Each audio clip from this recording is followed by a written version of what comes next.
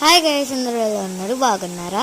ఈరోజు మనం ఒక స్టోరీ చెప్పుకుందాం. ఇది నా థర్డ్ స్టోరీ. ఓకే, ఇంకా థర్డ్ స్టోరీ పేరంటే ఒక కొండ మీద ఇల్లు.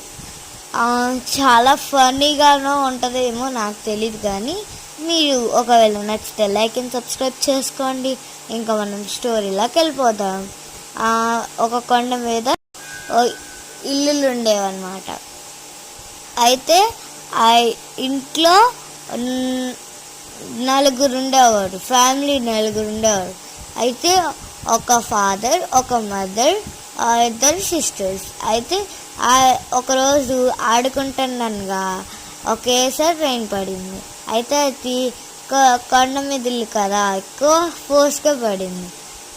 అయితే అలా ఫోర్స్గా పడుతుందంటే ఇంటిలోకి నీళ్ళు వచ్చేస్తాయి. అవి తోడడానికి 3 రోజులు టైం పట్టింది. ఆ తోడారు.